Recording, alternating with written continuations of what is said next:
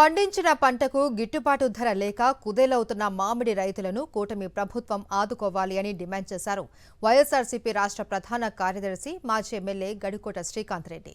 మామిడి రైతులకు కేజీకి 10 నుంచి 15 రూపాయల వరకు గిట్టుబాటు ధర కల్పించి ప్రభుత్వం ఆదుకోవాలి అని ఆయన డిమాండ్ చేశారు.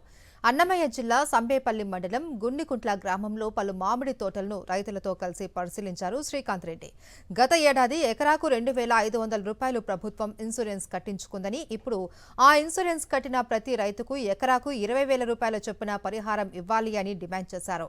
జూలైలో వాన జాడ కానరావడం లేదు అని, తమ పంటలకు ట్రాక్టర్లతో నీరు సరఫరా చేసి తమను ఆదుకోవాలి అని రైతులు కోరుతున్నారు. తోతాపురి మామిడి అన్నీ కూడా చెట్టు మీదనే మాగిపోయి రాలిపోతున్నాయి. కొనే నాదుడే లేడు.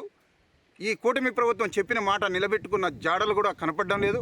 ఎక్కడ చూసినా, ఏ జ్యూస్ ఫ్యాక్టరీల దగ్గర చూసినా బారులు తీరిన విషయాలు సోషల్ మీడియాలో కానీ మీడియాలో కానీ మనం రైతులమంతా కూడా చూస్తున్నాం.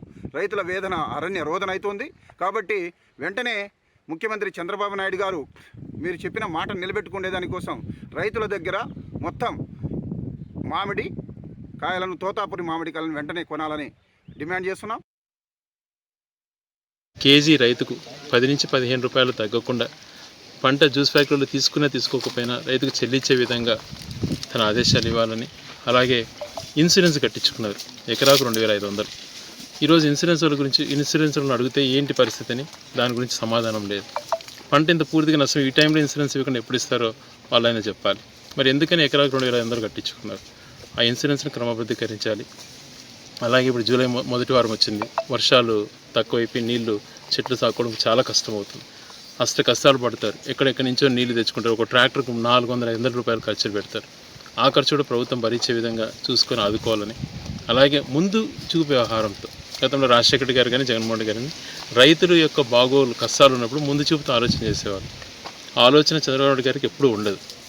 ఇప్పుడైనా కూడా రైతులు కష్టాల పాలు కాకుండా భవిష్యత్తులో రాబో రోజులలో ఉన్న ఏ పంట పెడితే ఏ రకంగా ప్రభుత్వ సహాయకారం అందిస్తుంది, ఒకవేళ మార్కెట్ డౌన్ అయినప్పుడు దానికి గిట్టుబాటు ధర ఎలా కేటాయించి రైతుకు కాంపెన్సేషన్ ఎలా చేస్తుంది అన్నటువంటిది ముందుగానే అనౌన్స్ చేయాలని చెప్పి డిమాండ్ చేస్తూ, అలాగే ఇవే కాకుండా పాల ధరలు తగ్గించారు. చాలా కష్టాలు పడుతున్నారు రైతులు.